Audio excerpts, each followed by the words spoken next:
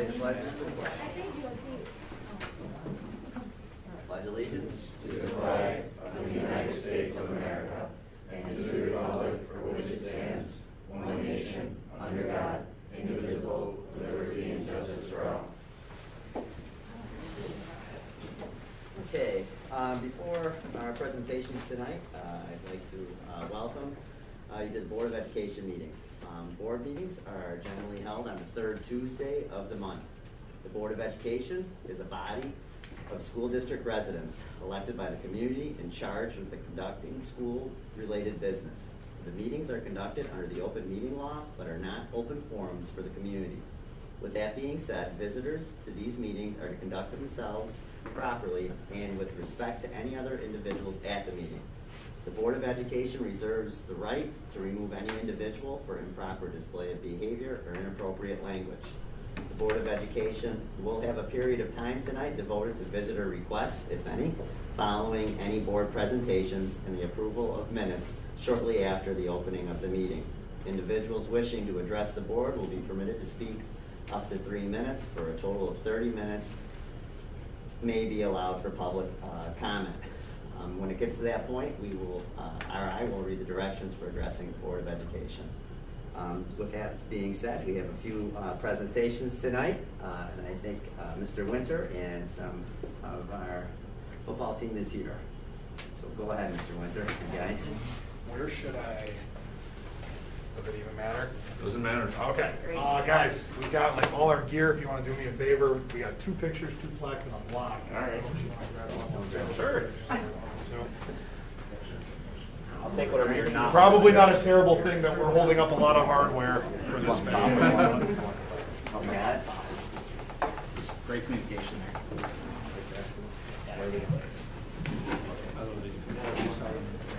But I want to start first and foremost on behalf of the entire OAE football program.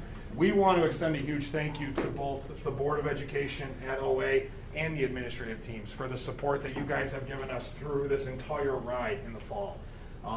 As you can see, both to my left and my right, it was an incredible season. Just some of the accolades that our team was able to accomplish since, I think for Oakfield, since 2006, our first 11-man sectional championship, so in 15 years. We were also fortunate enough to go on beyond that into the state tournament and capture a regional championship, which covering all of Rochester and Buffalo is a pretty amazing feat for our team to be able to accomplish. And then that earned us a trip to the New York State semifinals, where obviously we came up short there, but nonetheless, just capping off an amazing journey with a 12-1 record for these guys. You know, it is kind of funny because I think it was in the library. It wasn't much more than a little over a calendar year. I was standing in front of you all, and we were having a conversation on whether or not OAE was ready to move on from 8-man football. And just to see in that little bit of time over a calendar year where the program's been able to progress to is just a testament to the hard work like these 4, Cameron Kuzmano, Bodie Hyde, Caden Kuzmano, and Gage, some of our captains and guys that have played huge roles for our team the past few years. Just what they and the rest of their peers on our team have been able to accomplish, it says it all. 2 other feats for our team that I think are worth mentioning too. Number 1, not only were these guys successful from a performance standpoint, but we actually last week were just awarded by the Rochester chapter of certified officials the Sportsmanship Award for Class D. You know, and it's funny because one of the lead officials that came to present it to us, they made a joke that, yeah, typically the team that wins sectionals, they're not getting the Sportsmanship Award. You usually don't get one with the other. And the fact that these guys were able to be as dominant as they were while also displaying good sportsmanship week in and week out, I think is a huge feather on their cap. And then also, just from an outside observer too, I mean, yeah, as the coach, but nonetheless, watching these 2 communities, I think in my 4 years with OAE really come together like never before. It was just overwhelming, I guess, for a lack of better words, to turn around at some of our home games at Oakfield and see the people that we had in the stands and see the support that we had week in and week out. It was incredible. So just seriously, on behalf of the entire program, we can't thank the community of Oakfield enough. Thank you for your support. We are absolutely looking forward to hopefully being here a year from now for another board meeting for very similar recognitions. So thank you guys very much. We appreciate it. You guys, congratulations. Thank you. Thanks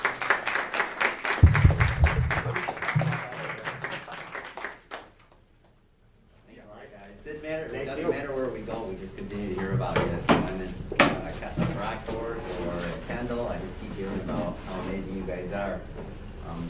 Carried over from basketball. I know a couple of you guys are, all you guys are playing. Yeah, good start so far, boys. Stop, guys. Thank you. Thank you. Tyler, congratulations. On behalf of the district and behalf of Oakfield, I know that our administration, including myself, we were there along for the ride, and it was great to see. And gentlemen, you guys are, hard workers. You were just incredible to watch. There's a picture of myself screaming, that the Batavian took.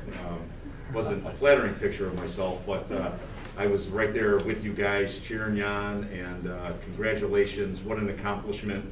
We are so proud of you, and again, hopefully, more of this is to come down the line, and I appreciate all your efforts and your scholarship and your determination, and again, your sportsmanship. So I did hear about that and did receive a call that you did receive the sportsmanship. So congratulations. It was a great run, and looking forward to many years down the road of your success. So congratulations. Thank you very much.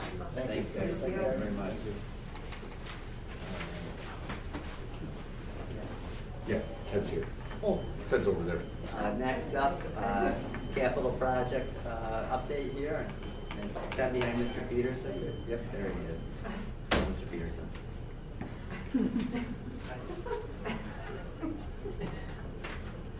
Good evening. I want to thank the board for inviting us out tonight for a quick update.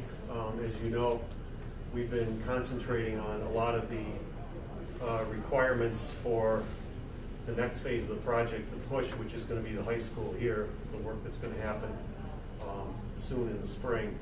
And as you remember from the approval meetings previously, we got all the window approvals in. They're under production, all the colors, the color for the band and everything, that all got selected. So that is actually under production now. So those windows are being made as we speak. In terms of the design side of the process, we're just trying to support DGA at this point and keep things moving forward. So as RFIs come up in the field, questions from the contractors, also any submittals that are open, we try to answer those as quick as possible. We have 3 or 4 submittals we're looking at right now. One of them is millwork for the high school, so we're trying to process those to get those through so that we can get the casework and millwork made. So it's ready to go, and we're starting the project. Also, one of the ones we actually want to come out here and talk to John about in the next few days are some of the final color samples and selections for the signage and graphics for the front of the high school, the new vestibule. So we have some of those that we've received from the contractors, and we want to come out here and show them to you guys and get that moving so that the signage is in place in terms of the approvals anyway for production.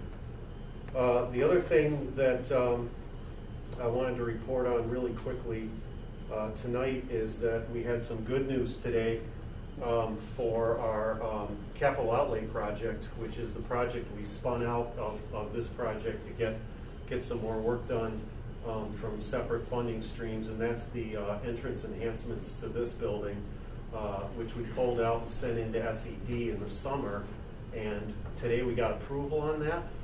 So we have full approval for those entrances, and we're going to have a meeting shortly with John and Christine to talk about how to procure the next step of that to get basically the approvals in line so we can order the metal decorative panels and the other features around those entrances, so that in the spring we can just roll and get those going. Ted, those were those, the back entrances that you were talking about? So yes. Yeah, I think there's 2 on the back side, and there's one on this side over here by the new parking lot towards the field. It'll help clarify how to get in and out of the building a little bit better. Yeah, so they're going to have enhanced, basically, metal details that will tie into the front entrance, so that'll kind of coordinate everything. and graphics, signage on them, and also lighting. So I think it'll really help those three entrances that we picked to stand out quite a bit. Just for traffic purposes as well, but I mean, I think it's confusing now when they come in to a swim meet or back entranceway for a basketball game where they're supposed to come in and out, and hopefully that's gonna rectify the situation, because I think it's twofold. One, it looks like we've lost parking, and two, the entryway into the building seems a little unclear for people that are coming here, so hopefully that'll be much easier for us to. Yeah, so for our winter events, yes, obviously, that work won't be done until, the summertime, but when people are, coming here for winter events, both this front entrance and the back entrance is open, plenty of parking in the back, plenty of parking in the front. We used to at one point want a one point of entry, for security purposes and for COVID reasons. Now that we're back open and we don't have to have the ticket system and we're not checking temperatures and doing all of that, both entrances are open, so when people arrive here, they can park either out back or out front here, and we have those entrances open, absolutely. Was that back entrance open for the concert last week? I Yeah. didn't think to check it. Yes. People Yep. use it now? Yep, yep, Yeah. yes, it was. I think too, it's habitual. I mean, if you've been a resident here for any amount of time, you're so accustomed to coming in these front doors, and usually the athletes or whomever were using the back entrance, so it's just a little bit different. I think it'll take rebranding, and I think Yeah. we're heading in the right direction Yeah. with that. Yeah, and if the board has any questions about what that looks like, we have some renderings that we could circulate around via email, if that's still a question, but those are in the works, and we're in good shape now to get those going in the spring. The So lighting we'll for report that elementary tonight. entrance, are we just waiting on National Grid on that, or?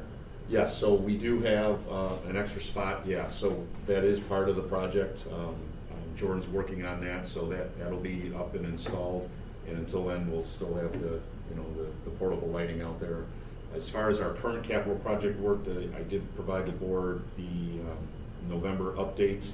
A lot of work is gonna be completed over the next 3 weeks and into break, so I did not feel it was, really there was a need to do any sort of tour before the meeting, but absolutely in January when we get back here, the middle high school auditorium should be complete, the storefronts at the elementary should be complete, the cafeteria work should be complete over the next week and a half, 2 weeks, so a lot of work will be done come January 3rd when we return back to school, and then we're gonna again start over here, so there aren't any delays with the middle high school work.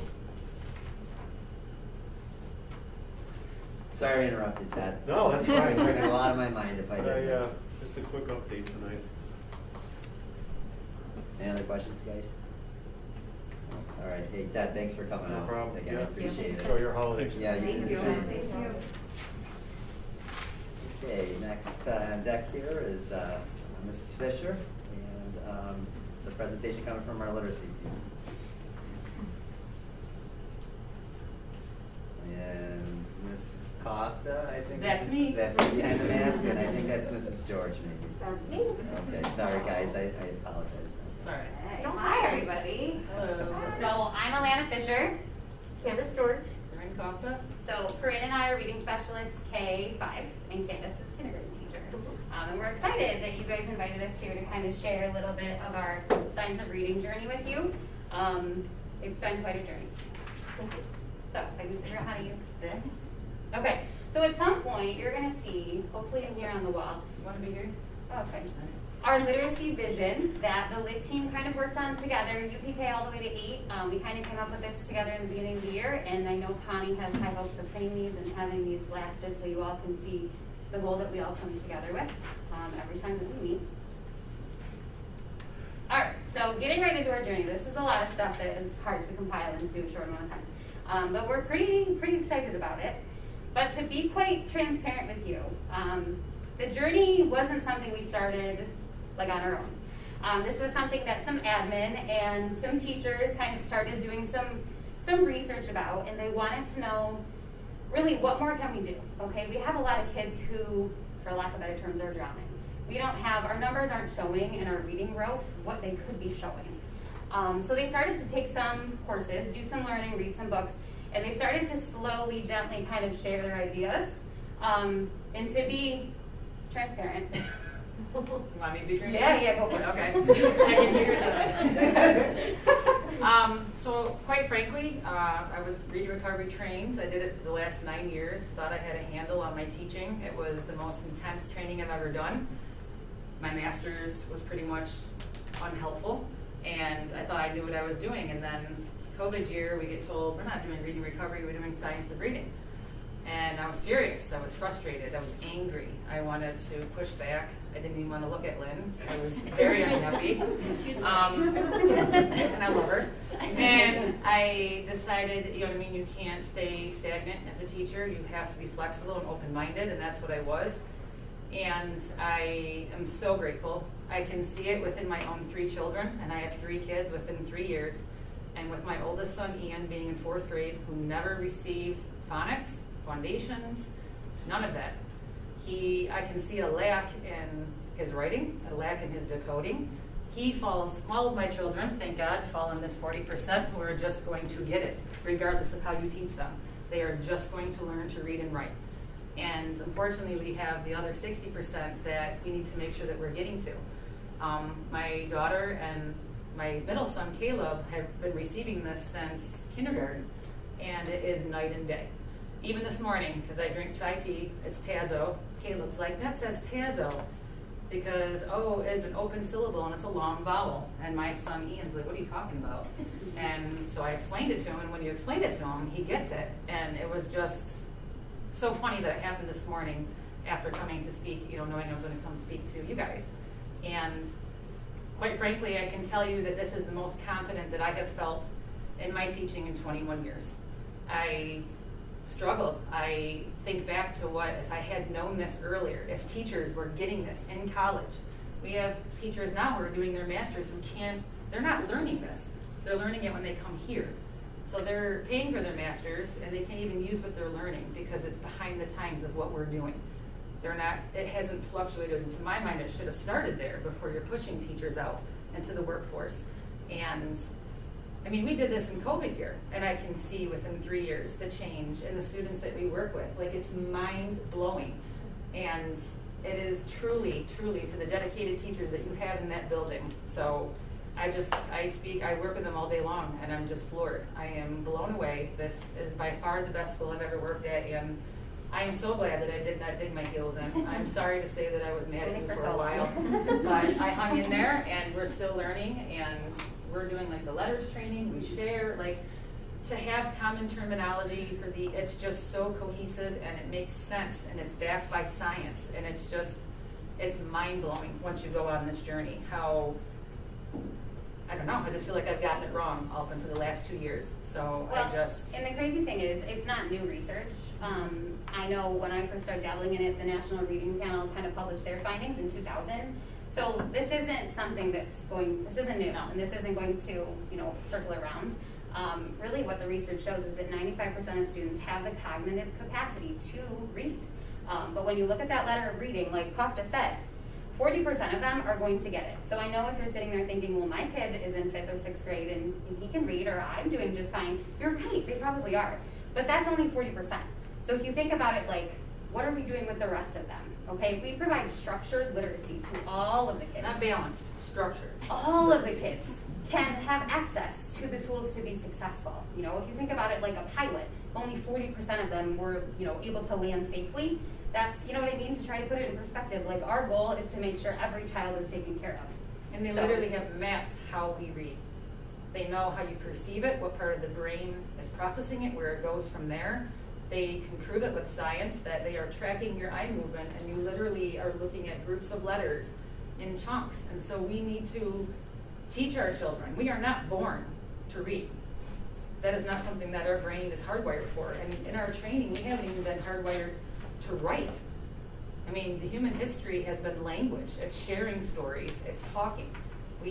Our brains are starting to, I don't even know what the word is because my heart is racing. I hate speaking in front of people. I'm sorry. I'm not making eye contact. Like, I'm trying to think about public speaking. I'm like, make eye contact, don't say off. So I'm sorry. Like, I'm so sweat right now. All right, anyways. You're doing all right. It's amazing. Like, I'm just, I don't know, like, I can't even, it's just, I don't know what I was saying, I'm sorry. Don't apologize for your passion. So, yeah, very This is passionate, recorded. right? That's right. So, we pulled a quote from Kilpatrick, which is one of the books that our school kind of started doing together to do some more learning. It says, reading comprehension is our goal, and the most direct route to good reading comprehension is to make the word recognition process automatic so a student can focus all of their mental energy on the meaning. So this is where we started. Okay, we were missing the phonemic awareness in Tier 1. We were missing phonics instruction that was explicit and direct and sequential. No questions about who's teaching what. Yeah. Now we know at every grade level what they're learning, when they're learning it, and where we expect them to be. And then when they don't reach those places, we know we've done everything Tier 1, and that's where Tier 2 and 3 come in. And we have to teach them how to orthographically map, which means you are tying a sound to a symbol. I used to say, oh, what sound does this letter make? Letters don't make sounds, they represent sounds. So it's a whole new way of thinking, and if the kids don't understand how the English language works, the 44 sounds that make it, where is, yes, this right here, right? It said if a child can memorize 10 words, they can only read 10 words. But if a child learns 10 sounds, the child will be able to read 350 3-sound words, 4,300 4-sound words, and 21,000 5-sound words, just by learning those 10 sounds. And it just triples. And so it's awesome. Yeah, I can talk about this. So Okay, this yes, is something that I came across. This is kind of the, I will call this the old way of how we were teaching kids how to read, memorizing words. So it says, memorize these 7 sight words any way that you can. So BPM means the, JWG means boy, QB means in. And then you have to try to memorize these words and then read this sentence. That's what it feels like for a kindergartner or first grader when you put a book in front of them and you haven't taught them what letters are, what sounds they make. This is what it looks like. And this is what it feels like. So a lot of times we were seeing kids that would look at a book and that's what it would feel like and look like, and then their behaviors were escalating, or their frustration was, they were getting really frustrated. And so this is kind of, it says an exercise in empathy. So it makes us realize and take a step back and say, wow, that's what it looks like for a kid who we haven't given the tools that they need to successfully read. And I was asking these kids to read aloud in front of their Yeah. peers. I mean, seriously, I wanted to cry when I did this exercise in our letters training, and I'm like, I am never having a child read out loud in front of their peers. I mean, Like, I it was just petrified that they were going to call on me. You know, like, Mm-hmm. don't call me, I can't do And we this. feel that way as It's adults. like, think Yeah. about a little 5-year-old. I mean, if you show them, where's the books that we were using? So that kind of leads into how we've adapted with our text, right? We were total level text. This was a specific grade, Dave, that was, I believe, a level C, as we called it, or level 3 in reading recovery. Kindergarten. End of year K was expected using to this. master this. They had to have it, right? But when you look at the text on that page, if you think about what is explicitly taught phonics-wise for these kiddos, they're not introduced to long vowels until 1st grade. They're not expected mastery of long vowels or digraphs or vowel teams The until only 1st word grade. by the end of kindergarten that they could possibly sound out is the word this, if they know what a digraph is. Which And they I'm looking learn, at they these just don't kids. have to have. Well, look at the picture, what makes sense? That was my prompt, that was what I was taught to do when I was trained, what makes sense? Nothing makes sense, they've never been taught these things. And here I am wondering why, oh my God, it's gotta be my teaching, why is this kid, there's something wrong? Like, battling back and forth, wondering why we're not seeing progress. I mean, it's just crazy when you learn what you learn, and then you go back and you look at these, and the fact that we were expecting kids who weren't taught how to properly decode these words and what to look like and why does AY say A and why is this an open vowel, and you know what I mean, why is this? This I don't is even know. September 1st grade is Yeah. how we were using it in the past. So long vowels and multisyllabic words. And I can Probably. compare it with, I'm sorry. No, you go. I can compare it with, this is an end of kindergarten, this is one of our GOs that goes with our foundations curriculum. And I can compare this with one of these, I should have put it on here, I'm sorry. But, for example, the text on this page says, mix it up, a pop of hot pink. By the end of kindergarten, I'm confident that my students that have learned all of their letters and sounds and some of these high frequency words could read this. Because I've given them the tools that they need. I would say, you know, the 40 to 50% of kids that are going to read either way would be able to read this, but I'm confident that way more than that would be able to read this by the end of kindergarten. And it doesn't mean that we get rid of all of our level text. Every training that we says, we're not getting rid of them, it's how you utilize it. When they are strong decoders, then you can bring in something like that, where they're expected to mix up all of these different syllable types and remember rules and be able to decode, because if they're stuck decoding, then they're not fluent and they're not comprehending. And the whole point to reading is to understand what you read. And here we are expecting kids that weren't prepared to read. Oh, it's reading comprehension, you know, and the fluent readers, it's not. We are learning now that it stems down to their lack of phonemic awareness. We are now heavy hitting tier 1 starting in pre-K. And it is amazing to see the difference, amazing. And it's never too late. If you look into Kilpatrick's work, you could do this with high schoolers. You know, you can give the pass, see where you're lacking, and you can fill those gaps. The fact to know that you can do it and it's not too late is just so motivating. I'm just going to talk a little bit about the primary level. And when I think about the primary level for reading, the word that comes to mind is foundation. I don't think anybody would ever try to build a house without a solid foundation. So our goal at the primary level is to give kids the most solid foundation we can. In kindergarten, well, UPK, I would say their goal is to expose the kids to all of the letters and all of the sounds. They are also dabbling in phonemic awareness, rhyming, syllables, what else? Rhyming, syllables. With onset rhymes, they're being able to blend sounds, segment sounds. So that's this all is starting all just listening. You at can the do pre-K level. phonemic awareness without even looking at anything. It's all listening. Yes. And being able to map in your mind where those sounds are. Because now you take the word slap and you say to the kid, now say it without ul. Well, you're asking them to pull out part of a blend. You know what I mean? So now it's going to become sap. And they have to think about this visually. Where is that L? What am I pulling out? What is left? And you've got kids in kindergarten, in first grade, who can do this. Yeah, I mean, if you look at this chart, I pulled a random kindergarten class just to show you the stuff that they're talking about with phonemic awareness. This is just some data to show we only have these little areas that are red, which means below. Everywhere else was at or above. And they haven't even been instructed in this. This is just what they did in pre-K. You're talking 3- and 4-year-olds. And this is what we're getting at the beginning of kindergarten. In the past, a good chunk of this chart would have been red. Oh, yeah. So I'm excited because I think in a couple years from now, maybe we'll be invited back to show you the actual data and the numbers that can show why we're doing this. It's hard now because we've only started, you know, we only have so much, but it's very exciting. So after they're exposed to the letters and sounds in pre-K, then we go to in kindergarten, we make sure they all, well, in the difficult part, and I think you spoke about this, is giving all of the kids access to reading. So when I get a kindergarten class, not all of them have been to pre-K and have had access to all of the letters and sounds. So we spend the first 4 months of kindergarten going through all of the letters and sounds to make sure everybody has that solid foundation before we can move on to putting those letters together to make words. So I think that's the most exciting part, is that it levels the playing field for everybody. Everybody gets the tools that they need. So let's see. We don't move on until the kids are ready. So once everybody knows their letters and sounds, or once each child knows their letters and sounds, then we move on to tapping the sounds in a word. At, hat.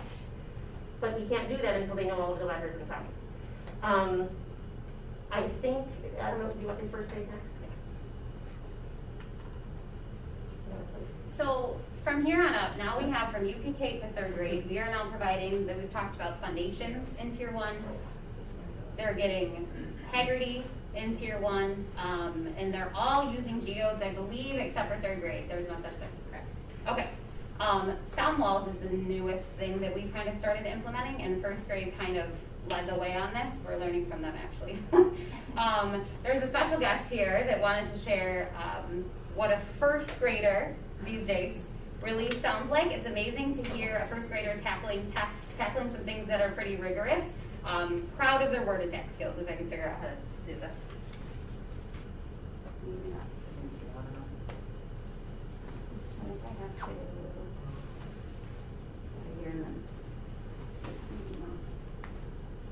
Sorry, guys. That's the bell on that screen? It sure is. And a Santee, it looks like? Yeah. You have a good eye. Huh? I have a wish. I wish to run a library with my pals. Books, thick and thick. We love them all. Step by step, we can set up a library of our own. Step 1, a plan.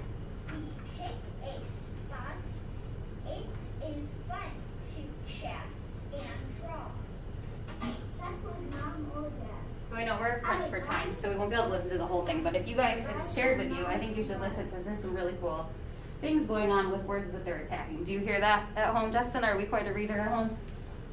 So the biggest shift between like a sight word wall, you might hear, now the big thing is trick words, because why are those words tricky? We used to call them sight because you need to know them by sight. We don't memorize words by sight. We have to know what part is tricky, right? When we say the word the, why, when I learn open syllable, why is it not saying the, right? So we have to learn what part is tricky. So the sound wall and the tools for reading, the program that we brought in, is really getting the kids to focus on what their mouth is doing, what part of your mouth is making that sound. And then putting up words that are going to be common words based on the sound that they start with. And you really get to talk, like, in why one word does it say A, in another word it might say aw, but it's the same letter. Like, you're really diving in to get these kids to understand the way the English language works, because this is the language that they're going to have to utilize when they're reading and writing. And these are rules that I haven't learned. Can I tell you that by teaching this, it has improved me? Because I am not a great speller, I am not a great decoder, and I just feel like it's just amazing if I had this. I mean, I look at words now and I'm like, oh my God, there's 5 syllables, there's 5 vowels, there's 5 syllables. We were just talking about this, like the stuff, like, it's just crazy that when you know the new things that you know, how it just opens up your mind. And I'm thinking, if I'm experiencing this as an adult, imagine these kids sitting there who struggled and hated coming to school and wanted to be good at something. And now it's just like, it's amazing to see how it just changes the way that they approach things. One area I really wanted you to see, and this is for every grade level, but specifically some samples out of first, just making sure that all of these parts are happening in Tier 1, our writing has improved like unbelievable levels. This is a sample from the same first grader, September, October, November. You can see the growth. You can see, even as amazing as their October passages, November, they're applying the glued sounds they're learning. They're applying vowel teams, long vowels. They're able to tap out words like snowman, clap out the parts so they can work on the first syllable before the second. It's a really huge celebration for our school because their writing is finally improving. And it makes sense to them why to do it that way. It's not just, oh, the teacher told me to, or oh, I have to memorize this. It like makes sense so they can apply it in every situation. Another sample first grade sent forward was the diagnostic decoding survey that they do with every first grader. Same kiddo, beginning of year to the one they just pulled for parent-teacher conferences. It's really cool to see how in the beginning of the year, this kid was able to struggle through a good chunk of these things, but struggle. Okay, when they got to the most current, you can see if you guys are able to look at this at another time, there's an automatic column, and that kid was able to just automatically fly out with words like diagram. That's the first one. So you can see how many check marks moved from all over here to here. What's the middle column? Sorry, Justin. No, go for it. What's the middle column represent there? The These are longest line? sentences that they're reading. This Oh, part in the here middle you're section? talking. The whole middle section, I can't read what that says, the banner across the top. What does that represent? Oh, the up section? here? Yeah, what is that section? So this is automatically read. This is read correctly with effort, and then this is misread.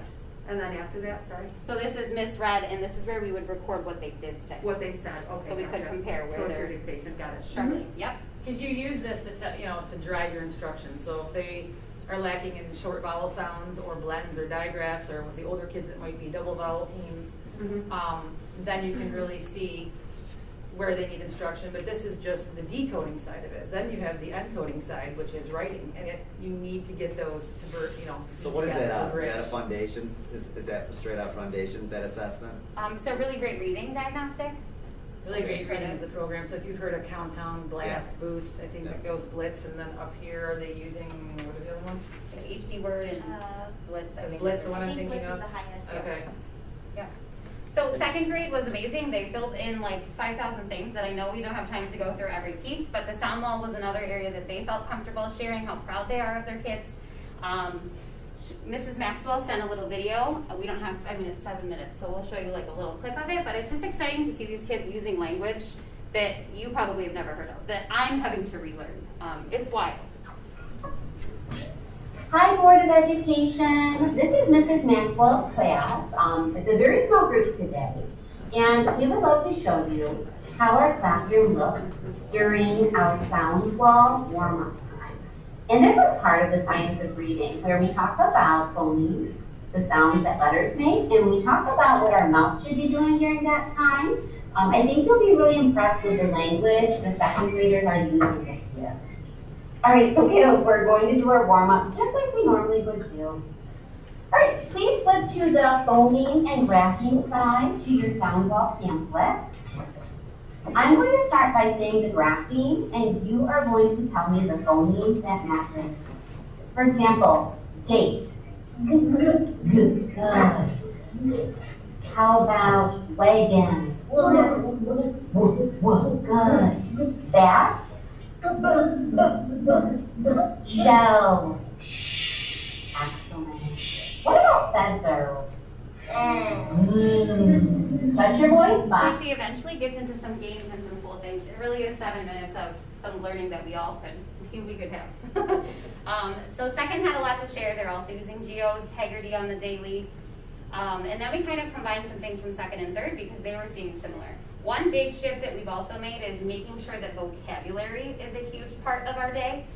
So we're using these Sadlier vocabulary workbooks at almost every grade level, I believe. So, yeah, teachers are seeing some great benefit, just kids using the language, everything tying in together. They're very proud of it. And the cool thing that third grade mentioned was that we're finally in third grade, now that the kids that we currently have in third have had foundations all the way up. They're now able to kind of shift away from decodable readers as third graders and kind of progress into some more rigorous text, which is obviously the goal. So they also submitted a few pictures for you guys to see how kids are coding words. They're able to tell you every part of what a word can do. And they have to know the vocabulary that goes with it. They have to know what a breathe is, what a macron is, what a schwa is, what a syllable is, and all the different 6 syllable types. And it's just mind-blowing what they can spit back to you, you know? Yeah. One of the biggest shifts at 4th and 5th, in addition to the things you guys have heard, is the morphology piece. 4th and 5th graders are starting to really look at root words, prefixes, suffixes. They're able to tell you the meaning of things that we really never taught before consistently. We had some awesome people who would, put those things in places that they saw fit, but now we know what is being taught at every point and how it ties in. Teachers are getting really creative as to how to use these workbooks. I added a little slide for how it's really changed what we do for the MTSS, the RTI piece. We are now grouping based on skill. Teachers are learning the code, they're helping their learners crack that code. It's fascinating to see. I just feel like our instruction is finally headed where it should be. It's amazing. If you can't tell, we're a little passionate about it. And I do feel, thanks to COVID funds and things that have allowed all of you right here, we have curriculum, resources, tools, all of the things that really our district needs. And another big part of this is enrichment. We have really, with all of this, now that we're grouping based on skill, it's allowing classroom teachers to also group their kids by skill and work with enrichment and get their kids who are ready for more, give them the push that they deserve so that they're not sitting where they could be, but where they should be. So we've seen a lot of great things. I wanted to just show you a little piece of how I use the data. I mean, I'm finally thinking about conferences in 2 days. The prep work now is in your day-to-day up until then. So like, I'm able to see a certain kid, this is their goal, current goal, this is how long it took to master. You can see the progression. Some kids, there's 3 goals going at once, depending on what the goals are. And then eventually, you're able to see, like you could click on the goal and it would actually link you to the data that shows how they achieved that score. So you can see the words that they're actually asked to do. So I think we're just feeling good about everything. So I'm sorry that we took up way more than we were supposed to. It's so hard to keep this short, but I said 10 minutes. I'm like, are you crazy? I can talk for 10 I minutes. know. Once I get past the nervousness. I know. So questions that you guys have for us? That we overloaded you with stuff that was wild. I would just like to say thanks for your passion and to be able to see growth in kids during the last 2 years of very challenging times. I think that our district's lucky to have teachers that are so into helping these kids advance, and it's great that you guys have put a program like this together, and thank you. Thank you. I think if anything, your presentation demonstrates how no longer can teachers, especially K-4, be general practitioners. and teach to the broad general student. I think right now, what's crucially important is that you're a specialist in the art of teaching encoding and decoding, because they go hand in hand. And I think if you can't encode, you can't decode. And if you can't do those, you can't comprehend. And when they see Mr. Peterson over here, if they can't do that, they're lost. And so what really, I wish you could see through my mask, other than sticking my tongue out, you guys. I was smiling for absolutely the whole time. Your understanding of this is fantastic, but it's difficult to acquire. You didn't wake up last night in the middle of the night and read a couple of books and come here today. This has been a long journey, and the biggest word that you said, Mrs. Fisher, was consistency. That's what we've lacked, and there's no shame in any past administration here, but you've been a lot of different islands trying to do your absolute best. If it's through Words Their Way, Reading Recovery, neither of those are bad programs. I'm going to tell you right now, they're science-based and researched as well, and they've done wonders for students.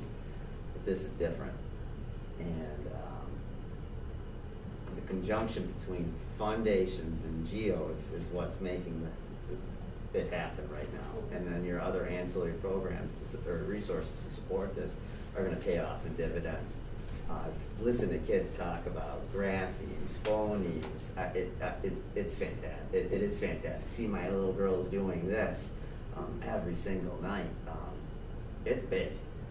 It's what we've needed to hear here for me for 3 years. I haven't heard this conversation other than Mr. Peterson's levels over there, which are equally as amazing to me. This is why I'm on the Board of Education, for this presentation and the last one. This is great. That's why I'm here. So I appreciate. Trophies are wonderful, but they'll stay in the school. That won't. None of that will. That's going to go out, and that's going to change the world. This is great. It's life-changing for Right. them. And that's my job, is to work myself out of a job. I mean, I love working here, but you know what I mean? I want to see less You and won't, less because kids you're with going to problems. take them to syllable junction. You'll take them to levels. When you look at a kid, when you just watch a kid struggle, it breaks your heart. Greek and Latin roots. I mean, you're going to take them to places that are going to open them up to where Oakfield kids have not seen as a whole since we went. Yeah, but it's not just the students. This is changing teachers. 21 years I've waited for something that's made sense to me. And this is finally it. I mean, I feel like I've wasted so much time. And You I feel haven't, though, terrible. Corinne. You have not. I know, wasted but you time. have that not feeling as wasted a time. teacher. You know what I mean? Like if I knew this 10 years ago, I could have helped so many more kids. I think You know, but you don't know it until you know it. Nothing we to talk feel about guilty the about. confidence that we're giving our kids. We have more confidence as teachers too. Yeah. We're more confident in what we're doing, and that it's working, and that it's helping everybody, all of the kids. But to hear Lauren from your class, Kate from another, to have the same conversation, or Nick, not Kate, I have too many kids. Natalie from another, to have the same conversation is amazing. Yeah. That has never happened in my house, Yeah. ever. And the fact that they can explain it, not just do it, but explain it, you know? Like you just, that's an open And thank source. goodness for that, because I'll tell you, my kids had to pivot and go remote. And I've been in education for 15 years, and my Annabelle's in 2nd grade. She brought a worksheet home. She said, Mom, can you help me with this? I said, absolutely not. I can't help you with that. I've never seen anything like it before. So she started, so Emma came down, and Emma started breaking it down, the swoop and the this and the that. So my 2nd grader was teaching me, and I think that's why I'm excited for it, because like Justin said, we all grew up with the what. That word says the because your teacher said it says the. Yes. You didn't Look at break these it down, you flashcards. memorized it, right? Mhm. This is focusing on the why. This is, like Candace said, building a strong foundation that's gonna just keep taking them to the next level. So I share your excitement, Justin, and all of yours as well. Thank you. Thank you, guys. One other guest is Jessica Kramer. Yay. Without GBEP jumping in and really diving in with us, we wouldn't have had the classes and the online learning and the summer sessions and the resources. And Jessica comes back and assists us wherever we need it, whenever we want it. And so she's also been a champion for our county, and I think that she also deserves recognition tonight, because without her having the time and believing in us to say this is something we all should be doing, we wouldn't have made it this far into this journey. So, you know, this is definitely a team effort. We've got a lot of great resources, a lot of really dedicated people. And when I say take the risk and try, they really jump head first into that. So I thank everybody tonight for all of your hard work. They did it, and then I did it. Yeah, I was glad that Corinne agreed to come because I will never forget the first faculty meeting when we announced this, and she was ready to stand up and like head to head, like this is unacceptable, Lynn. You can't do this to me, Lynn. So I appreciate her transparency. It's been a great journey. And It's I'm nice really we can be proud open of with this each group. other. Like, you really tipped me off, but I'm glad. Thanks a lot, ladies. Thank you. Thank you. Absolutely. Okay, on to the approval of minutes. Be it resolved that the minutes of the November 16, 2021 board meeting be approved. Can I get a motion? So moved. Can I get a second? Second. Any discussion? All in favor? Aye. Opposed? Motion passes. Be it resolved that the minutes from the special board meeting on December 10th, 2021 be approved. Can I get a motion? Second? Second. Any discussion? All in favor? Aye. Opposed? Motion passes. I do not believe we have visitors, any visitor requests tonight, so we'll move on to the approval of warrants. Be it resolved that after an audit of the bills, payment of November 12th, 2021 warrant and internal claim audit reports be approved. Need a motion? So moved. A second? Second. Any discussion? All in favor? Aye. Opposed? Motion passes. Treasurer's reports. Be it resolved that the treasurer's reports for the August 2021 be approved. Can I get a motion? So moved. Second? Second. Any discussion?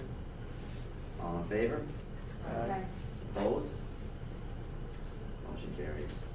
Okay, we're on our second reading, John, for this policy. Yes, this is the second reading for the board on policy 1510, regular board meetings and rules.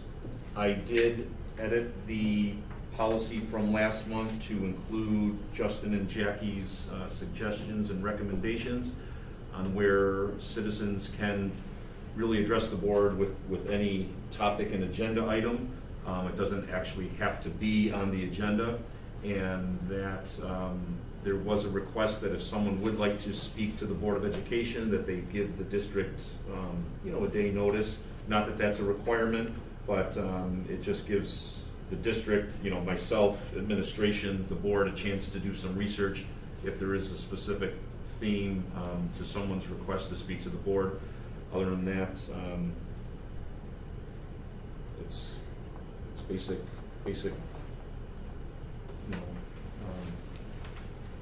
And you also kind of, secondary note, yes. kind of crafted up, and I think it was attached with the rest of the stuff, so I read, thanks on that. I don't know, I think that'll be a practice that I'll continue to follow, and it might be something that the next person continues to follow afterwards, just to kind of put out there what the expectation for behavior is. I don't know that I've got a suggestion here, but in reading that policy, the one thing that jumped out to me is the 3 minutes. I don't know that we've ever held anybody to 3 minutes. Of course, we don't time anybody. I do see a need to not allow that to carry on forever. Is 3 minutes a reasonable period of time to allow a community member to address us? It's a guideline, Matt, so the last there was the Patrick Burke meeting that we went to, and it seems like that's a pretty standard, Dan, correct me if I'm wrong, standard amount of time that's allotted. It's just more of a framework than an absolute. Depending on the number of folks that want to come in and speak. I mean, you can have an overwhelming crowd, so then you do want to keep it to a limited time frame. You're right in the sense that nobody is going to sit here with a stopwatch and correct, Yeah, it's still within a anybody. given time, 30 minutes. Usually the 3 minutes, for the most part, is about a theme. So I'll for example, if someone wants to address the board about, not wearing masks in school, and someone wants to stand up and say we should wear masks in school, and then if someone wants to stand up and say we shouldn't allow it, the 3 minutes is to the point where, okay, we've heard both sides, we hear you, you don't want to go on all night long repeating the same type of theme, so to say. But in a setting like this, if someone wants to address the board, no one's going to be here with the stopwatch, stopping you after 3 minutes. But it is a general rule that you have in place in case the board wants to enforce it. Seemed to be pretty standard practice when he was kind of going around the table talking about others. He said the lawyer that was talking to us was really highly suggesting that there was at least some framework in place, and then the caution redundancy. So you might, I don't know, I've seen where full unions will come in and they'll have 60 members sign up, and they'll say the same thing over and over again. How would you change that, man? Yeah, I can start it off with there. So, I'm not sure. I had a suggestion. Should 3 be 5, or should there be some language to board president discretion? I guess I just get concerned about establishing rules that we have no intention of following. And if the moment does come that we were to say, hey, time's up, we get 3 minutes, we definitely establish a precedent that we allow community members to speak as long as they feel like they need to speak within reason. So I just point that out, that we've never held anybody to 3, and when we establish rules that we have no intention of following, that makes you wonder about all the other rules that we establish. Why do some matter when one doesn't? So one of the things that you just said, Matt, and I can remember not being on the board and watching a meeting, someone had come in and addressed the board, and the president at that time had said, you know what, I think we're done. And so I do like that language you just used, at the president's discretion. You're not really putting a stopwatch on it.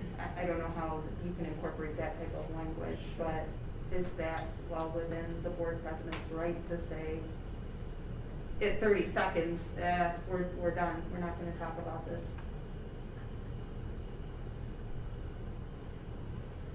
I think it is at the president's discretion at the end of the day, how long the person is going to talk. I think of an instance back maybe last year where something got brought up, and I think you said, that's not going to be a point of discussion tonight, and maybe we're referring to the same thing. I don't know.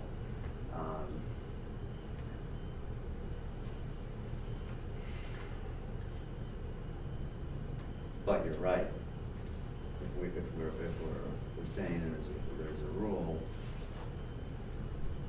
That's what I get concerned about. This one we mean it. This one over here we just kind of put it out there. Well, I'm trying to go back into my thought process, and when I was listening to this fellow speak, and he said that if you let one person speak for 5 minutes in a meeting, then you better let another person speak for the 5 minutes.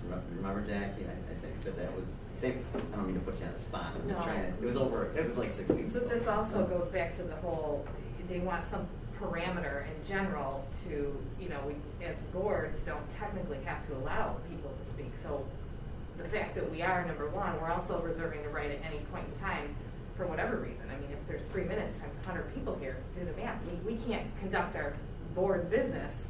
So at that point, that would be our ability to kind of, I think Jackie just said it. Maybe you change the language that says the board will reserves the right to limit to 3 minutes. whether that's the board president or. Correct. Reserves And the right maybe, for 3 and maybe minutes. that's Where does that sentence, you just reframe that sentence to Down to say, the bottom, wasn't it? So we do have a cap of 30 minutes on it. Correct. Total, so Well, that's the other part of it. You're allowing a certain block of time for comment. So you want to see and hear as many people as possible within that period of time, and not to go over the same material, but to give everybody a fair chance and opportunity to speak. I think Christine's language there of reserving the right, some discretion, some language like that in there gives us some room that, a moment would come that the board president decides whether to move this discussion along, that will cover the policy that would establish some precedent. the board president will reserve the right to limit speakers to 3 minutes to allow for a large number, you know. Yeah, as many- dependent upon the number of visitors I the don't board wanna- has. Yeah, I don't wanna say that, if there's a discussion you wanna move off of, for various reasons, maybe it's not because we've got a string of 15 people, but. Right, so then you're I see what you mean. get concerned, there's one person you get concerned that we're gonna get to a spot where we're gonna start naming names, or we're gonna get disrespectful. You can kind of sense that, and. Sure. So even in the case that there's just one person that shows up. So yeah, but can we, so we can pump this to a third reading to next. So as long as we insert some type of language about board president discretion to limit the amount in which. Yeah, reserving the right, yeah, something, I like that. I like that better than just the sort of firm rule of 3 minutes, so nobody's ever got 3 minutes in the. I don't even think I would keep the 3 minutes in there too, because if you want to cut it off quick, you know. You would say you wouldn't be, I'm sorry, I missed that. I would take the 3 minutes out, because somebody could say, well, I'm supposed to get 3 minutes, and they can sit there and just keep spewing out when nonsense. we want to put an end to it. So I think it's just the president's discretion. Yeah. Right? I can remember that one. You and I are talking about the same situation. Yeah, I think That so. gave us Took me all off 30 guard. seconds. Yep. But Yeah. it wasn't the right platform. Yeah. So in that instance, somebody could say, well, I get 3 minutes. Right, Yeah. and if it's not the right platform, it's not appropriate, then Right. 3 seconds is too many seconds. Too. Right, Which is why we kind of have visitors, a. yeah, because he never was signed in either, I don't believe, or she, whoever we may be referring to. Yeah, and this would preclude some of that, you know, this would be a little bit more kind of. You know, Matt, I can go ahead and I can work with Justin. I can eliminate that third sentence in there and then just write up something general that, you know, the board president at, you know, his or her discretion reserves the right to, you know. Yeah, and maybe some language, it's a general framework of 3 to 5 minutes, but, and then your discretionary, whatever, if somebody's looking for a guy. So like generally speaking, the But person. not firm rule, yeah, because we just don't keep people in 3 minutes, and the one time that comes that you're gonna say, listen, your 3 minutes is up, it's in our policy, and we're referred to the board meeting dated December. Anytime 14th, anyone's you spoke, gave this yep. individual 7 minutes, how come now all of a sudden this policy Correct. matters, when on that day, when you wanted to hear that resident speak, you allowed that to occur. Yep. That makes sense. On page 1, the very last paragraph there, the district records may be available upon request. Where would one make that request? Is that something we want to add? That's on our website. That's a foil. But there's anybody can Google how to do it. But So they it go is to the on- website. It is on our website. There's a fee that they would pay to make that request. And we, bear with me, I'm challenged right now on getting to where I want to get to, but I do have that under the, how to access, FOIA requests. I might not have made it live yet, but I know I addressed it. Let's see, it's under Board of Ed, or is it under Community? But it is on our website. Public access to records under Community. The details. Thank you. So until next time. Yep, I'll work with something, I'll get something out to you, Justin, and just kind of take a look at it. Sure. Christine, some timer reports here. What do you have for us? Well, we're knee deep in the ARPA applications. They're due this Friday. We're hoping to have them wrapped up sometime tomorrow, maybe minor tweaks between tomorrow and Friday, but those have been a huge process. You know, one of the things that really reality hit, you know, and I was explaining to someone about the in the Leadership Academy about the additional responsibilities for business administrators and people in this type of, in the business offices and in general in school districts in New York State. And a lot of the things that have been added on over the year, transparency reporting, duplicative, you know, the same information being reported 3 different ways. In 1920, we had 6 grant applications. In 2021, we had 8 grant applications. This year, we're going to have 15 grant applications. And this one ARPA in particular is very, very challenging to do because you have to tie it to evidence-based learning, and it has to be researched and research-based, and you have to be able to track and monitor progress on it. So it's been a lot of work, big effort on everybody's part on getting that done, but it's not easy money, and there will be no Brinks trip just backing up and unloading it. We will definitely be pulling teeth to get the grant money. So. But it appears as if there's no, just checking boxes. Jen No was showing checking me a little box. bit, and it looked like a short response or an extended I response. don't even so- want to say how many hours Lynn, Connie, myself, Matt, Michelle, John have spent just to get an application in for them to critique and give us feedback on. We did get feedback on the ARPA. We have first round. We've resubmitted that. Haven't gotten second round of feedback.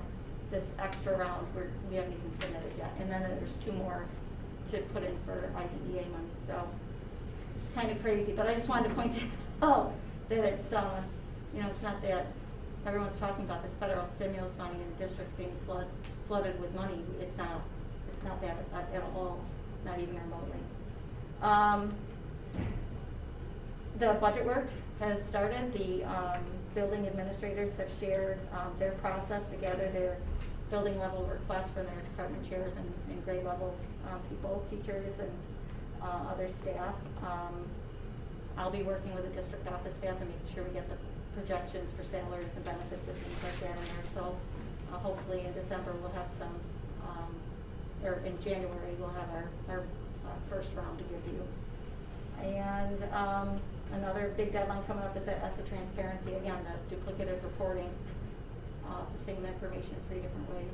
That's due the 31st, so Merry Christmas.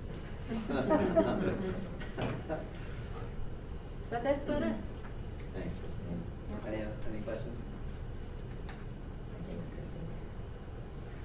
Okay, Jen. Back at the November meeting, the board approved the senior trip to San Antonio that the seniors were going to take in early May. We are continuing to investigate the flights and accommodations, and prices are not favorable. So in speaking with more so Tracy and Katie, there is a parent meeting that they are going to have this Thursday to discuss other trip options. We are working with Travelogues, the travel agency. Right now, the trip to San Antonio does not look like it's reasonable or feasible. So they are looking at other, trips. We'll work with Travelogues and we'll get back to you. Unfortunately, when you're dealing with flights and hotel bookings, it's a very time-sensitive thing. We will keep the board informed and any updated information and trips that they decide to, book. But unfortunately, they do want to go on a senior trip. The flights for San Antonio are just, at this point, outrageous during that. And it's just, we want to keep it reasonable to get as many students to go. So while the board, approved that trip, it's right now just touch and go. So I just wanted to give you a heads up that, I spoke with the advisors already this week, and we'll just continue to keep everybody informed. They are having a parent meeting to come up with other suggestions. We do want to keep it within, a certain price range, and right now just the flights are astronomical, and it's really tough to plan for something like that. So I felt like a keep the good board. number of kids were going. I thought there was like almost 40. Yeah, and we want to keep it reasonable, and I know that's the board's. That's my hope. That's the board's goal, is to make is right. But right now, looking at the pricing, it's up here, and unless something comes down, unless miraculously something happens, again, they're monitoring it. We're watching it very closely, and we're working with Travelogues. And Why? I don't do a lot of flying. Why has it gone up? What am I missing? Fuel prices. Is that just anywhere? It's just everything's. Fuel's up for sure, and maybe they're making less runs and supply and demand when there's less flights out there that cause more stuff. did they have options? Did they have like, I'm not talking like driving a ride horse, but I mean like somewhere else that they want to go? That's the meeting this coming Thursday, to look at other options? Did they have, I don't Two or three recall options, that I there think, was. when they did the presentation. Yeah, so, like I said, we'll keep in the loop. We do know that, the seniors do want to have a trip. They want to have it, really at the same time, for early, as the DC trip. Yeah. But, at this point, when you say, hey, let's go here, and then all of a sudden, you start looking at the trips and the flights and flights back and round trips, and Yeah. next you know, it's $700-800. It's not feasible. So I'll keep the board up to date. They may come back to you, within the next few, meetings, and I know that, overall, I'm sure the board will approve a senior trip, but right now they're looking for something that is feasible for the 40 or 50, 60 kids that we want to go. And right now, their initial plan is out of reach. So, but keep in the loop. The district's Horizons newsletter will go out by midweek next week for copying. Kim has been a savior in putting that together, so thank you, Kim. We're getting the final articles together. We're getting the pages all set, ready to go to print, and we will get that out. So the community should expect that, in time for the holiday season. We will get out an edition with all of the articles and the updates and the news to our community ASAP. The posting for our new secretary district clerk went out last Friday. The posting closes Monday the 27th at 9 a.m. I am hopeful to set up interviews with the administrators and that personnel that week. I'll keep the board updated on the number of applications that we do receive. So we'll see how that goes. Elementary has parent-teacher conferences this Thursday, so the students will be dismissed at 11 o'clock, as you heard from Lynn and obviously the lit team. So we'll be prepared for that. Also, the elementary school will have a winter concert. Tentatively, it's scheduled for January 13th at 7 o'clock. After the winter break, we will have that in our newly constructed middle high school auditorium. That will be in person. And unfortunately, I do want to give the board a heads up and just the community a heads up. As Christine mentioned, we are starting to put together the budget for next year.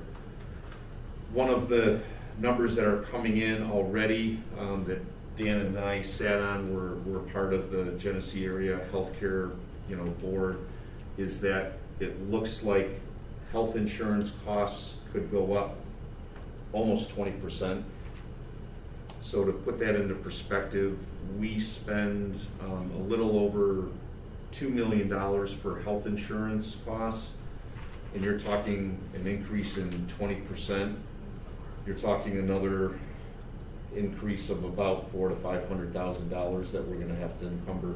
So those numbers aren't final, but currently right now our consortium is operating right now at a 7 to 10% deficit. You throw in just normal, costs, and then you throw in COVID and the high cost claims that are now occurring with everything that we've been dealing with. We're expecting probably about 17 to 20% increase in health insurance. So that's something that Christine and I will put in the budget and crunch some numbers, but just to give the board a heads up and the community a heads up, that's going to be a real cost to the district is the health insurance over the next few years. And lastly, I want to wish our school community and the board a happy holiday season and a happy new year. We're moving, but as we always have an update, teachers are exhausted, administration's exhausted, the community's exhausted, Students are exhausted, we get it. We are making it work. We're doing absolutely wonderful things here in OA. We just continue to push on day to day, but we're certainly looking forward to the break. And our staff here is just unbelievable. They continue to push forward, and I can't thank everybody enough. You know, I sent just a little kind of a Tuesday funny email this afternoon to our staff, just, you know, thanking them for each and every day what everybody does here, and to keep our doors open. But it's exhausting. It's not easy, and we just keep pushing forward, and I just can't thank our staff enough. But it's tiring, and you know, they deserve a break. And but I just want to wish everybody you know, healthy and happy holiday season and a happy New Year, and just want to thank the board for your support, and you know, continued support in everything that we do here. We are pushing along, and we are doing great things here, but everybody does need a break. So and you guys do too. So just wish everybody a happy and holiday season. And I don't know if the administrators have anything else to add on that note. Sure. I'll just add, since last time we were here together, we added the school psychologist summer as well as speech, Amy. Since they've been here, we've really been able to continue to propel forward in the special ed department. So very excited to have them on board. Since I started here, been in classrooms, developing those relationships with teachers and things and students, which has been phenomenal. Working with an absolutely wonderful admin team, and John, it's been fantastic. So we're moving in a great direction, and I'm really just proud, very proud to be here, part of the community and part of the district. So thank you guys for everything. Thank you. Thank you. And I'll just celebrate the small things. You know, it's Christmas time last year. I think we closed for a couple weeks right around Christmas. It seems cliche to say that normalcy, but you know, the reality is it feels great to be normal. We're having some snow coming activities this weekend and the next. Kids love that. We have our Christmas concert we had. It was a wonderful concert. It just feels good to be doing those kind of things around the Christmas season. So I'll celebrate that. John stole both of my good news talking points. I'm excited, my teachers are excited. We have in-person conferences, and that hasn't happened since 2019. So we're super excited about that. Our winter concert is going to be the second Thursday in January, so we can celebrate in the new auditorium and kind of get our kids a chance to really get on the stage and practice a few rounds. So that's one of the reasons we postponed. You talk about morale a lot. I'm trying to do the 12 Days of Christmas, which I have a love-dislove relationship because I'm not a Christmas person, but tomorrow my faculty will be all running around like reindeer. So when you see us jingle-jangling, it's because we're having a little fun. So I appreciate the board's work with allowing us to have therapy dogs. This time of year is super stressful with power outages on top of it. This weekend I had Hank yesterday at school. To see the number of students and faculty whose days have gotten better because he's here is just amazing. And it was a pretty touching moment at one point yesterday. I had a student who refused to go to class, was at the other end of the school. I walked down there with Hank, and he instantly started hugging him and petting him. Hey, you want to walk him to class?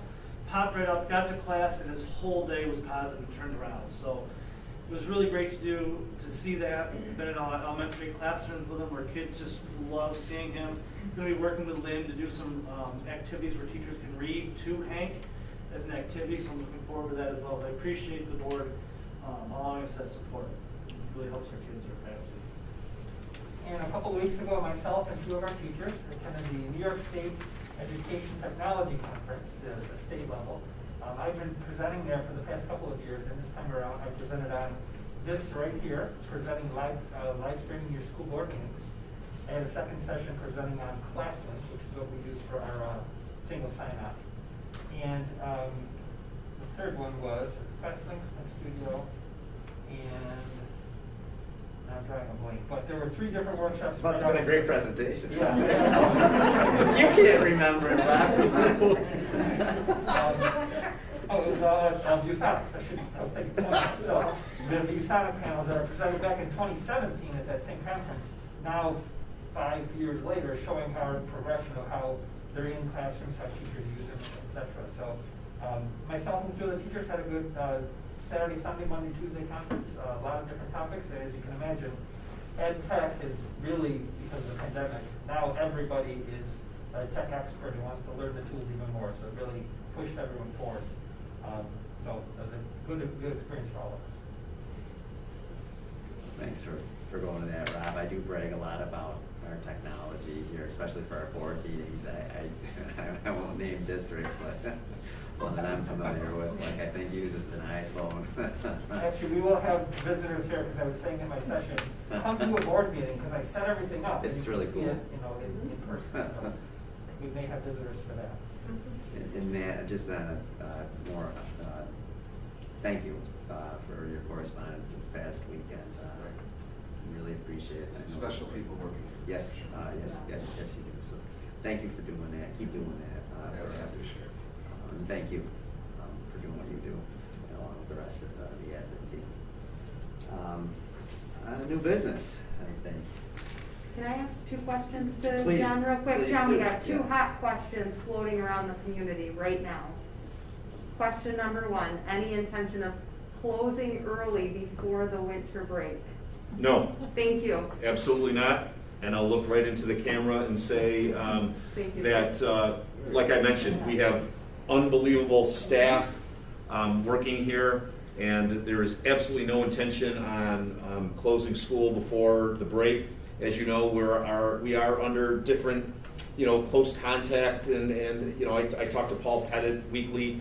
We're under different times now, and just different regulations, and so, when we do have positive cases, we are monitoring that daily, but I have no intention, unless, we end up losing 15, 20, 30 staff members and teachers and administrators, I do not have any intention on closing school before the break. Thank you, sir. And your second question? My second question is, following the break, any intentions on extending that break at this time, or is it too soon to know? No. Again, we are monitoring daily. I have the nurses uploading information into an Excel sheet. I have to report our daily numbers to the state, and as I mentioned to the community, I did discontinue the alerts. We are not trying to hide things, have our numbers increased. Sure, but again, under quarantining and some of the things that we're doing here, that we're trying to implement, I do not foresee us shutting down at any time. And people can go to that link that I provided in Parent Square to check our daily numbers. It's posted, but I do get it. Just the amount of time and energy that we have to take, and just the alerts. It was getting bothersome, and we do need to get back to some sort of normalcy. So we're certainly not trying to hide things. The numbers are out there. I have to report them, so you can just click on that link. But other than that, I do not foresee that. But once again, if there is, an issue where we're starting to see a lot of students and a lot of staff going down, then the board and the community will be the first to know. But at this point, we're plugging forward. Thank you. I think there's a lot of districts that don't even, we can do it weekly or even monthly. There's some districts that do it. There's quite a few that don't report them. Right, Yeah. and it's,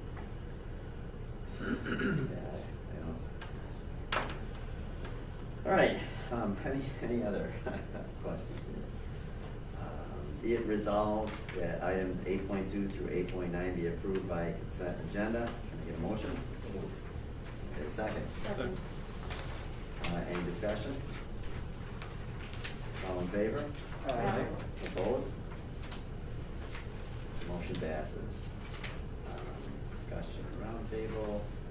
Mrs. Fisher, I've gotten communications from earlier. Down to personnel. Be it resolved that items 11.2 through 11.11 be approved by consent agenda. Can I get a motion? Can I get a second? Second. Any discussion? All in favor? Aye. Opposed? Motion passes.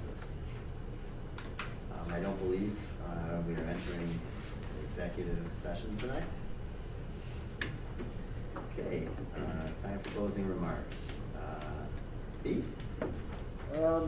Just glad that we were able to make it this far this year, so far. I think our district's performing unbelievably. Thanks for all the hard work put in by the faculty and staff. You know, I think years down the road, our kids are going to be so much further ahead because of the way you guys handled the last 2 years. And just getting to this point with no issues this year, and I call it the new norm. It's not normal, but it's like as normal as I think we can be given the times. And you guys have done a great job, and hope you're all able to take some well-deserved time off and rest and get back here and do it all over again. Dan? I love seeing the passion in the literacy team, and I'm sure that passion is spread throughout all the schools and all the classes. And as John said, it has been exhausting the last few years, and exhausting on everybody, administration and teachers, and staff, and students, and parents. That I hope that during this break we kind of get some rest and decompress a little bit, and kind of like focus in on just getting some rest. But thank you for everything, and hopefully everybody has a great holiday. And Thanks, Dan. Maria? So one of the things that I wanted to mention, Kelsey Schlegenoff had headed up over at the Goose, the toy drive, and it made quite an impact in the community. There was a lot of families that were able to benefit from that.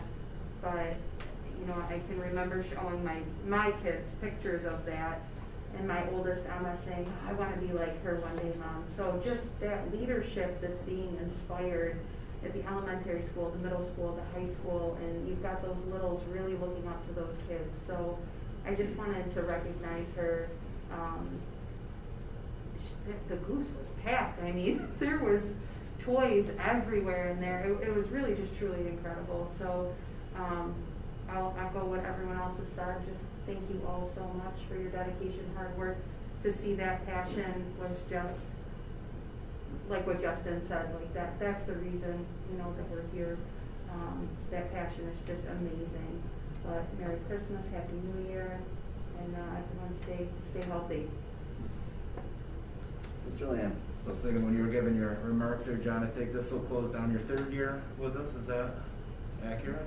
Yes, yeah, Came out of January. So when I think about that, I think Matt and Lynn both started with you. So I'll just point out some anniversary days for 3 years for the 3 of you. And we're about 1.5 years into COVID, so pretty soon you'll each be able to say that the majority of your time you're in position. Spreading COVID. We appreciate everything, you know, that all the staff and, you know, the 3 of you have done. And congratulations on your anniversary dates coming up, and keeping these kids in school the best that you've been able to do. It's been great, and what a strange time we're living in. Hopefully at some point we'll get it past us. Yeah. Jackie, thanks, man. Well, I'm going to echo everybody else and thank everybody for all the good that happens here. And I've said it before, every week, every day, every month, I learn something new about this school, about this district, about our community, our students, our staff, our admin, and the little things that might just be little are really big. And when you put all those little things together every day at different schools, different classrooms, different communities, that makes a big, big difference in people's lives. And I think that's really, really something to recognize and appreciate everybody's efforts from top to bottom, bottom to top. It can't happen without everybody, and it's pretty amazing, and I'm very proud of it. So thank you to all, and happy holidays. Everybody be safe, healthy, and happy. That's the big goal for this. Get back to school. Thanks, Jackie. For me, it's pretty cool to see that we're not in bandage mode here. A lot of districts out there are just kind of making it through the day, and just so that they can go through it again the next day and then wonder why didn't anything get better. I know things aren't perfect. here, and always climate and culture could be improved. But I think when I listen to just the last couple of months here, we've got substantially better in a very, very difficult time. And it's clearly evident within our children at the elementary and at the high school. And it's not just done by administration, it's not just done by teachers, it's done by the whole staff.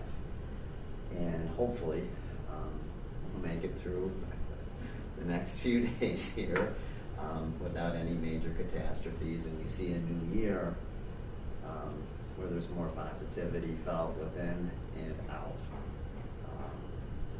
I'd like to make a big effort with our culture and climate here moving forward. I think we've attacked our goals pretty effectively with our budget and with our academics, and I think it's on to the next. I think we need to do a lot of healing after this is over with, and like Matt and everybody else said, it's been tough. This has been hard. You guys have felt it, we have felt it. I was in a room today at the end of the day with a lady that I've taught with for 20 years. She said she wanted to quit.